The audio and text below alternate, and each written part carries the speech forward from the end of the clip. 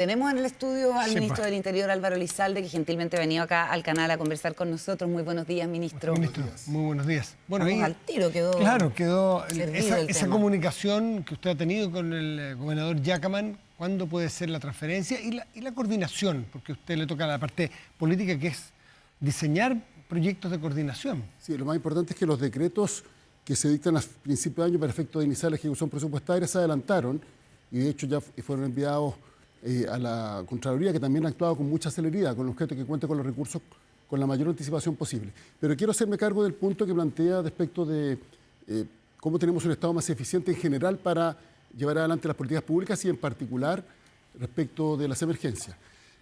La primera responsabilidad en lo que son los planes de emergencia ante desastres está radicada en Chile en el ámbito territorial, en los propios municipios. Cuando se hace el levantamiento, por ejemplo, de información de puntos críticos, es una tarea que realizan los municipios. Cuando se plantean los planes de evacuación, es una responsabilidad de los municipios, que cuentan con la asesoría técnica de Senapred y otras instituciones. Pero finalmente es en el territorio donde se conoce la realidad y sobre esa base se debe realizar el trabajo, sobre todo de prevención. Y cuando las capacidades municipales o comunales o regionales no son suficientes, entonces hay un reforzamiento del nivel nacional. Por eso en Chile tenemos una estructura que son los COGRIS comunales, los COGRIS regionales y finalmente el COGRIS nacional para efectuar respuesta a las distintas emergencias. Obviamente un incendio con este nivel de devastación, con este nivel de destrucción, requiere una respuesta ya del Estado nacional. Excede la capacidad. Y por eso el presidente de la República del primer día ordenó, el despliegue de las Fuerzas Armadas, adicionalmente ministros de Interior que sirvieran de enlace, y muchas autoridades de nivel nacional viajaron por instrucción del presidente Boric y el propio presidente Boric para tomar en terreno el conocimiento de la situación específica y, sobre todo, dar una respuesta rápida ante las necesidades que enfrentan las personas. Y en ese contexto, voy a poner aquí silenciar, lo que pasa es que lo tengo con... No hay problema. He tenido todo Con a la semana emergencia. el celular con timbre, con sonido, Claro. Porque es una emergencia. En otra oportunidad lo silencio, pero lo hacen No, es más que justificado. Sí. Así que, y si tiene que contestar también. Déjelo abierto nomás. Entonces, y en ese contexto, se ha hecho un esfuerzo en primer lugar para enfrentar la emergencia. Se han desplegado y trasladado recursos de otras regiones conforme a las capacidades estratégicas que tenemos para enfrentar la emergencia. Nosotros aumentamos el presupuesto para la temporada de incendios forestales, que era originalmente de 75.000 millones de pesos, poco más, a más de 160.000 millones de pesos. Es decir, el aumento de más del 100%. Pero tenemos un problema, que es que el 99,7% de los incendios forestales, o sea, 997 de cada 1.000, son provocados por la acción humana. Si las personas no fueran negligentes, si hicieran caso a las prohibiciones que existen en esta temporada, y por cierto, no hubiera quienes provocan incendios intencionalmente, que son los casos más graves, no tendríamos casi incendios forestales en Chile. Correcto, pero por cierto, el calor, la crisis climática, genera condiciones más complejas para enfrentarlos una vez que se generan. Y ministro, eso Pero que la estamos viendo responsabilidad en de la la persona. pantalla son poblaciones que están pegadas a los bosques, a los árboles, a zonas forestales, y eso en una planificación territorial correcta no pasaría. Habría franjas, habría zonas de separación, y todo esto es algo que no es responsabilidad de un gobierno, es responsabilidad de todos quienes constituyen el Estado y también, por supuesto, de la responsabilidad de cada cual, que en muchos casos se instalan en zonas donde ni siquiera hay servicios básicos, donde no hay agua. Lo hemos visto sobre todo los incendios en zonas rurales, para qué decir la informalidad, que es el caso de Viña, Quilpué y Villa Alemana, que golpeó con tanta fuerza. Son 15.000 ahí las casas que se destruyeron, acá estamos hablando de 3.000. Entonces, esas son las conversaciones largas que uno tiene que tener, pero que también en la respuesta a la emergencia se produzca esta excesiva burocracia, que esa es la impresión que da. No sé si usted comparte, pero obviamente eso también desmoraliza, frustra, porque efectivamente se hacen largos los procesos. Sí, pero es que yo distinguiría. En primer lugar, la ley de incendio va a entregar nuevas herramientas, sobre todo para reforzar la interfaz urbano-rural, si es que se aprueba, que incendios forestales finalmente terminen trasladándose a zonas urbanas, que es donde se genera la mayor destrucción. ¿Usted cree que se apruebe de aquí a los 5 días que quedan del mes? Espero. Ahora, eso no significa que los cambios sean inmediatos. Todas estas leyes tienen transiciones, hay inversiones muy importantes que se van a tener que realizar en este marco, pero es una buena herramienta para modernizar los mecanismos de prevención que tenemos. Lo segundo, respecto a la respuesta, como señalé, se ha concentrado básicamente en enfrentar la emergencia. En segundo lugar, el Ministerio Público, que es un órgano autónomo, ha hecho un peritaje y por eso cerró algunas áreas en la búsqueda de eventuales fallecidos sobre la base de las denuncias de presunta desgracia. ¿Eso terminó, ese proceso, o todavía se trabaja? Ha avanzado, pero obviamente no se puede descartar que puedan existir nuevos datos. Pero lo más relevante es que hicimos un llamado a que no hubiera presión por ingresar a esa área, porque la primera respuesta que hay que dar a las personas es si un ser querido que no ha podido ser encontrado está vivo o no. Esa es la primera respuesta. ¿Y en qué zona se sigue buscando? ¿Y cuántas personas son? Las que todavía no. Hasta ahora llevamos varios días solo con 21. No ha habido 21 fallecidos. Sí, no ha habido nuevos hallazgos. ¿Y presuntas desgracias? Y es una información que está a disposición del Ministerio Público, y el Ministerio Público quien la quiere entregar, quien la debe entregar. Y la entrega todos los días, de hecho. Lo segundo es que hicimos un esfuerzo por responder inmediatamente con lo que se llaman las ayudas tempranas. Y esta semana, los primeros días, se constituyó el Comité de Ayudas Tempranas, se levantó lo que se llama la ficha FIBE para conocer la realidad de las familias. Sí, sabemos. Y se inició el día sábado, o sea, ayer, el pago de más de 2.200 bonos de recuperación. Sí, eso ya empezaron las transferencias. Empezaron las transferencias, se realizan a través de giro en cuenta RUT, o la persona puede cobrar en sucursal del Banco Estado. Esto ha significado que más de 2.200 personas, y la lista ha ampliado, se ha ido ampliando, estamos hablando ya de por lo menos 2.900. ¿De cuánto es el bono? El bono asciende a 750.000 pesos para cuando la afectación es mediana o media, y 1,5 millones cuando la afectación es alta. Y adicionalmente, para los que tienen una afectación menor y por tanto requiere reparaciones menores, se estableció el bolsillo electrónico de emergencia, que asciende a poco más de 1.900.000, casi 2 millones de pesos, para hacer esas reparaciones. Eso son ayudas tempranas. Cuestión distinta es la recuperación, que implica la reconstrucción de vivienda, la entrega de subsidio y toda la planificación para ese proceso. Ya, pero déjeme insistirle en la pregunta que hacía el gobernador Yacamán, que hasta ahora dice se han transferido a la gobernación 2.000 millones de pesos.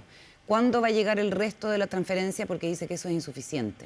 Bueno, voy a hacer las consultas correspondientes, pero lo que sí tengo claro es que los decretos que habilitaban la transferencia de estos recursos... Ya están aprobados en la Contraloría. Están aprobados por la Dirección de Presupuesto. Correcto. Para efecto de proceder a la transferencia a la brevedad posible. ¿Y Contraloría ya los visó? Entrar a la Contraloría puede ser la consulta, porque son una serie de decretos cuáles están tomados de razón y cuáles no. Perfecto. Eso sería importante para saber cuándo va a entrar más dinero fresco y para... por tanto, se aceleró el proceso. Operar. Se aceleró el proceso varias semanas respecto de la forma en la cual se autorizan los recursos para los gobiernos regionales. ¿El gobierno está tranquilo con que, respecto de vivienda, de la reconstrucción de la vivienda, sea el ministro Carlos Montes el que esté liderando? Lo vimos recién ahí en la reunión en Penco y sabemos que ese ha sido un tema de mucha crítica en el gobierno por el tema de la reconstrucción fallida, podríamos decir, en Viña, Quilpué y Villa Alemana. Bueno, sobre ese punto quiero hacer una precisión. Finalmente lo que hay aquí es una coordinación de ministerios. Y el Ministerio de Interior, que es el que está a cargo de enfrentar la emergencia, es el que realiza esta coordinación. Entonces, por ejemplo, vamos por etapas. En primer lugar, enfrentar la emergencia. Una vez que los incendios son controlados, y más aún cuando ya se han logrado extinguir, se procede a lo que es el retiro de escombros. Sí, no, si eso todos lo sabemos. Esa parte la estamos cubriendo, la sabemos que la ficha FIBE la toma Desarrollo Social. Y la ficha 2 la toma el Ministerio de Vivienda. Y la ficha 2 exactamente es lo que dijo el ministro Montes esta mañana, que dijo además que no es bueno hablar todavía de reconstrucción con sentido de realidad, probablemente porque todavía se está en estas etapas tempranas y se está tomando la ficha FIBE. El punto es, ¿pueden los vecinos afectados por los incendios confiar en que el titular de vivienda, que es clave para la reconstrucción, va a actuar de manera más eficiente de lo que ha pasado en la Quinta Región? Bueno, podríamos tener un programa completo para hablar de lo que aconteció en la Quinta Región y las distintas situaciones que se produjeron, desde, por ejemplo, problemas que había con la regularización de títulos, mayor informalidad, mucha informalidad, etcétera. Cuestión distinta en el primer análisis de lo que existe en Penco. Sí. Y eso podría facilitar, obviamente, el proceso de reconstrucción, porque muchas veces en Chile los problemas jurídicos son más complejos que los problemas prácticos. Correcto. Ahora, sí hay determinados problemas prácticos. Por ejemplo, cuando se instala una vivienda de emergencia y el terreno es muy pequeño, no se puede proceder a la reconstrucción en el mismo lugar. Claro. En el mismo lugar. Y por eso es distinto si se hace en zonas rurales donde hay mayor espacio, por tanto, se instala la vivienda de emergencia y se inicia la reconstrucción al lado o en el mismo terreno. Entonces, todo eso son cuestiones de carácter práctico. Lo que estamos haciendo nosotros es acelerando todo lo que es la toma de decisiones respecto de estos procesos. Entonces, yo le pregunto por el ministro Montes, si es el liderazgo que se necesita, que corresponde y en el cual los vecinos van a confiar. Yo creo que el ministro Montes ha hecho un buen trabajo. O sea, ha sacado adelante el plan de emergencia habitacional con una meta de 260.000 viviendas, que ha implicado que el Ministerio de Vivienda haya actuado con una celeridad y además viviendas de mayor calidad de las que se construían antes. Entonces, es una persona que ha sido muy activa para sacar adelante el trabajo de su cartera. Ahora, en lo que respecta a este proceso, obviamente, el Ministerio del Interior va a tener labores de coordinación porque hay tareas que corresponden a vivienda, hay tareas que corresponden al Ministerio de Obras Públicas, por ejemplo, el retiro de escombros, hay tareas que corresponden al Ministerio de Desarrollo Social y también hay tareas que corresponden a los municipios o eventualmente a los gobiernos regionales. Entonces, ahí donde se establece la coordinación para actuar con mayor celeridad. En las ayudas tempranas hemos actuado con mayor celeridad precisamente para poder autorizarla. Está, por ejemplo, el bono de retención laboral. Son 37, más de 37 medidas de ayudas tempranas que se están implementando y yo solo he destacado las más relevantes.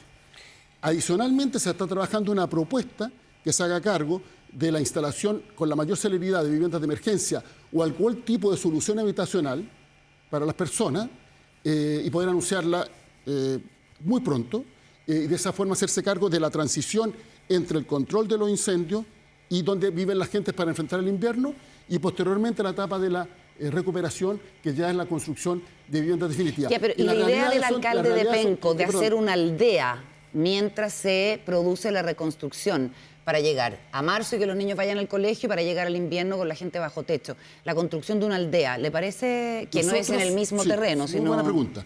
Y va a estar dentro de los anuncios que se van a hacer pronto.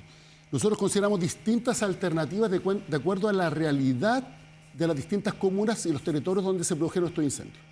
Por ejemplo, en las zonas rurales usted puede llegar a instalar la vivienda de emergencia. Ya no, pero hablemos de los sectores donde más gente murió. En el caso de la zona urbana, sí, depende en primer lugar de las características del terreno. Si es un terreno plano, es distinto si es un terreno en ladera o un cerro, porque eso no solo implica reconstruir casas, sino que hacer reforzamientos eventuales para evitar otro tipo de problemas que se generan con el terreno. Y para qué decir en el caso de los edificios, que también hay torres de edificios. El caso de Ríos de Chile. De varios pisos, y eso implica una solución definitiva. Y usted no puede instalar una vivienda de emergencia. Entonces, la propuesta que vamos a anunciar comprende las distintas realidades, podríamos decir geográficas, y comprende también las distintas realidades jurídicas, porque hay personas que tienen regularizados sus títulos, otros que no. ¿Pero va en la idea de una aldea? Porque la gente no se va a ir.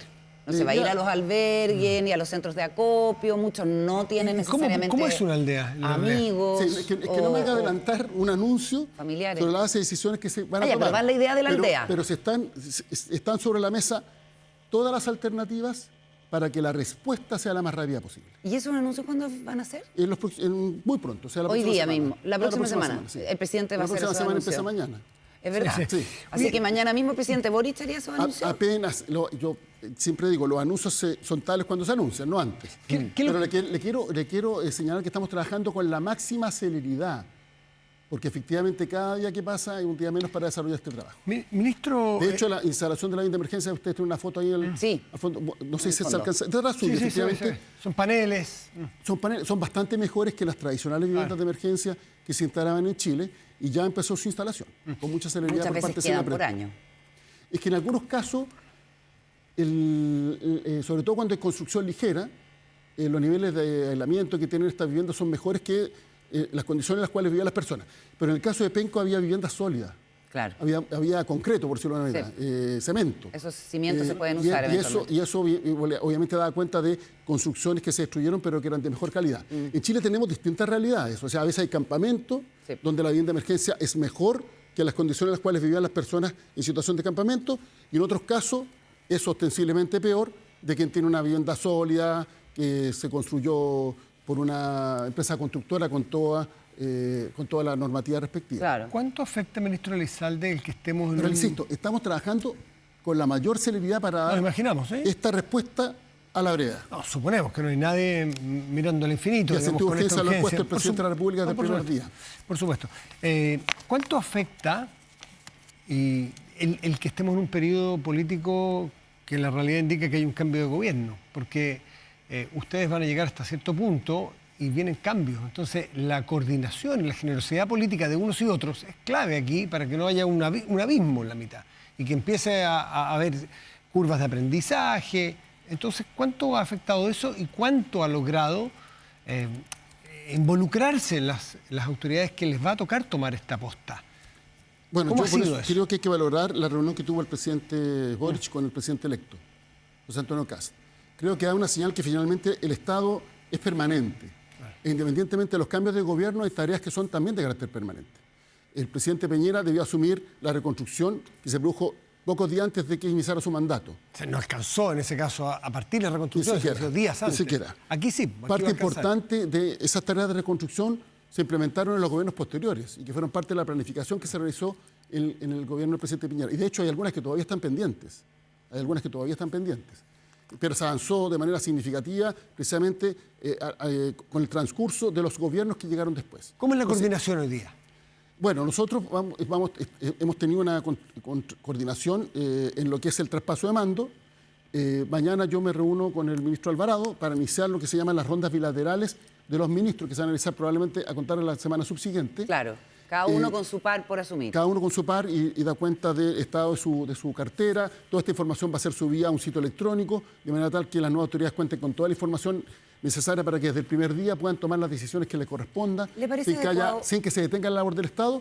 Y en ese contexto también vamos a realizar las coordinaciones porque al Ministerio del Interior a quien le corresponde enfrentar la emergencia y llevar adelante el proceso de recuperación. Ha sido respetuoso el tono, ¿cierto?, de Muy los prisioneros respetuoso, sí. del gobierno entrante, sobre todo... No de todos los líderes del presidente políticos, López. pero sí al menos de ¿Quiénes van a estar en el Ejecutivo? quienes van a tener cargos de responsabilidad. ¿Le parece adecuado que hayan ido a la zona, incluso con los futuros ministros de Obras Públicas, de Vivienda, que igual han hecho declaraciones, han dado entrevistas? No creo que tenga sentido generar una polémica al respecto, porque finalmente aquí todos tenemos que remar hacia el mismo lado para sacar adelante la pega.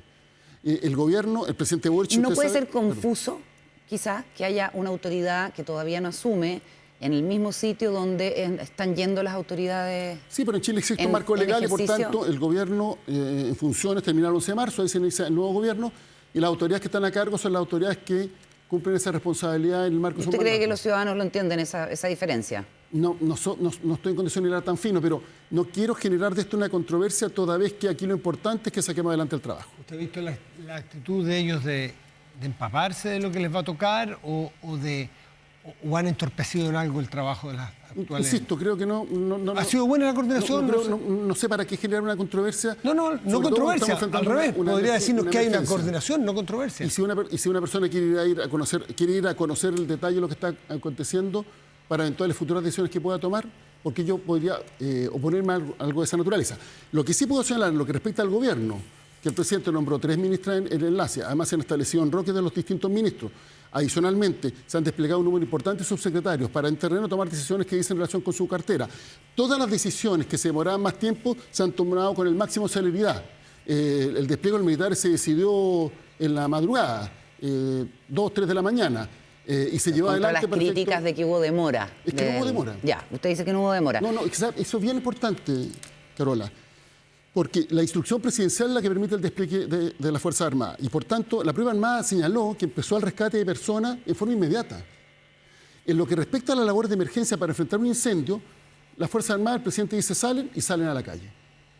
Y de hecho, las brigadas forestales del Ejército y en general de las Fuerzas Armadas trabajan simultáneamente con las de CONAF y son de carácter permanente. Correcto. Y no requieren una utilización especial. ¿Qué es lo que requiere un decreto? Si usted va a establecer toque de queda. Perfecto. O sea, si usted va a conculcar derechos y libertades, eso eventualmente requiere un O si decreto. se van a liberar platas Y por también. tanto, ninguna de las decisiones que se tomó esa noche se retrasó. Ahora, claro, al día siguiente, el jefe de la Defensa Nacional de Biobío, el vicealmirante Acevedo, anunció toque de queda.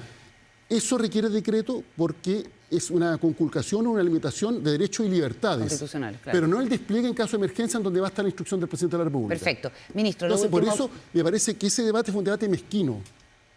Y además, sobre la base de la ignorancia, de no entender cómo opera nuestro sistema de emergencia. Nuestro sistema de emergencia opera, en primer lugar, sobre la base de la respuesta que se tiene que dar a nivel comunal. En caso de que eso sea insuficiente, se establecen los reforzamientos a nivel regional y nivel nacional. Pero la primera respuesta siempre es en el territorio. Está bien. En segundo lugar, las Fuerzas Armadas se despliegan con la sola instrucción del presidente de la República. Ahora, pueden eventualmente en una reunión de coordinación para efectos de ver qué contingente tienen disponible y cómo lo despliegan. Por Y sobre supuesto. esa base, tomar la decisión. pero la instrucción del presidente es suficiente. Lo último bien cortito, porque vamos a volver a la zona Sí. del Biobío. Se ha decretado alerta preventiva en 10 comunas de la región metropolitana porque se espera que llueva hoy día con tormentas eléctricas y esto podría eventualmente reactivar las quebradas. Tenemos un país geográficamente muy desafiante. ¿Algo que decir al respecto? Sí, tenemos anuncio de tormenta en la zona cordillerana y tenemos a contar del miércoles anuncio de temperaturas altas nuevamente, Ya. que es un marco propicio para si alguno inescrupuloso, delincuente, hay que decirlo claramente, provocan intencionalmente un incendio o algunos negligentes actúan sin seguir las instrucciones de la autoridad, eso podría generar una complicación para lo que se está viendo en la zona y en otras regiones del país. Muy bien. Y quiero señalar, además, que hemos hecho un esfuerzo para el fortalecimiento institucional dotando de capacidades extraordinarias a las policías, también a CONAF, para el peritaje y la investigación del origen de los incendios. Solo en las regiones de Biobío y Ñuble tenemos a la fecha, desde las 00 horas del día 18 Sí. de enero, 14 detenidos. 14 detenidos. Más los que se han detenido en la Araucanía. O más bien, incendios que parecían imposibles de esclarecer, como los que azotaron a la quinta región, el 2 y 3 de febrero, me parece, del año 2024. Así Bueno, 9 detenidos con medio de pruebas contundentes para efectos de proceder a sus sanciones. Y arriesgan las máximas sanciones que establece la ley. El solo delito de incendio arriesga pena altísima. En el derecho comparable, el delito de incendio es uno de los delitos más graves porque se considera un delito de peligro. Muy bien. Y adicionalmente, si muere una persona, las penas pueden ser incluso mayores. Así que la señal que queremos dar es que estos hechos no van a quedar en impunidad. El Ministerio Público ha hecho un trabajo extraordinario, científico, acucioso, para que estos hechos finalmente sean sancionados y las policías y CONAF han colaborado decididamente en el marco de esas investigaciones. Ministro Álvaro Elizalde, ministro del Interior, gracias por acompañarnos esta mañana en el estudio. Gracias a Muchas ustedes. gracias, ministro.